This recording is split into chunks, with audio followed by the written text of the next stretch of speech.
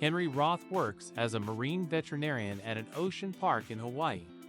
He deals with marine animals such as walruses and penguins and lives on a boat. His work days are spent in the company of androgynous assistant Alexa, lazy walrus Jocko, and pet penguin Willie. Henry prefers short-lived romances with tourists he will never see again and avoids serious relationships. One morning his boat breaks down, and he is forced to wait on shore for help. He goes into a cafe where he notices a girl named Lucy Whitmore. She is sitting at a table and using waffles to build an architectural composition out of them. Henry decides that she is a local and so does not approach her. However, the next day, he returns to the cafe and does meet Lucy. They have breakfast together and find common ground. Lucy suggests they meet again the next morning.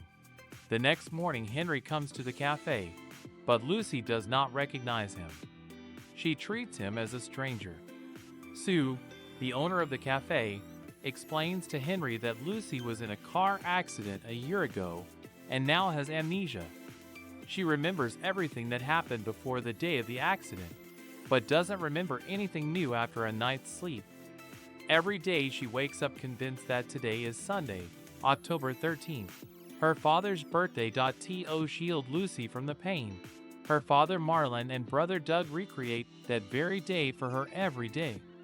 They decorate the house as if they were celebrating a birthday again, buy fresh pineapple, and even watch the same videotape of a soccer game.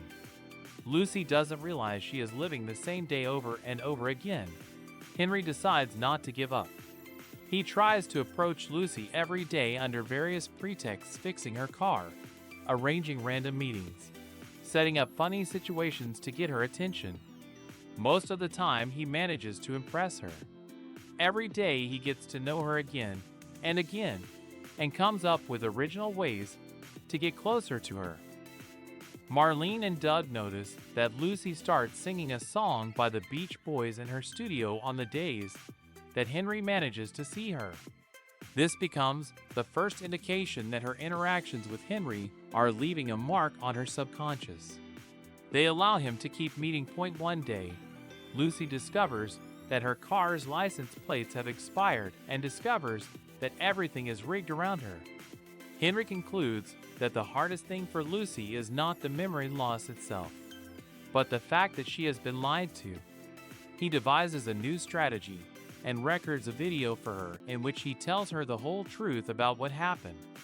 In the morning, Lucy finds the tape labeled "Watch This" and learns about her illness, the accident, and her current life. Now she begins each morning by watching the videotape to remember who she is and what is happening to her. Henry and her family update the video to include information about her life and her relationship with Henry. Through this method, they continue to date, and Lucy learns about him anew each time. They spend more and more time together, and their relationship develops. Later, Lucy learns that Henry is giving up his dream of traveling to the Arctic to research walruses.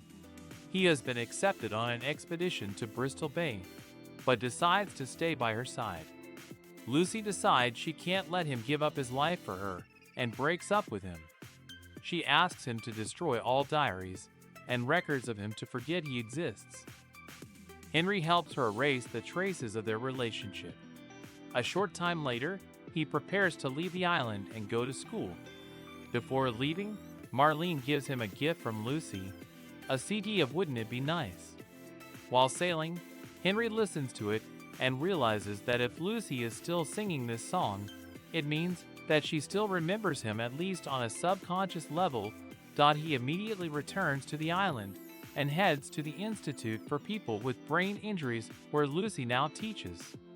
She doesn't recognize him, but says she often sees him in her dreams. In her room, she keeps many portraits of Henry that she drew without realizing who they depict. They reconcile. Later, Lucy wakes up on a ship, turns on a videotape titled "Good Morning, Lucy," where Henry explains where she is and asks her to put on a coat as it is cold outside.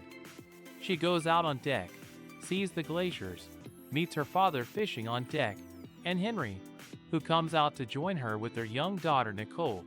Lucy hugs them as she stands on the deck of the boat, in a new day that is once again a first for her.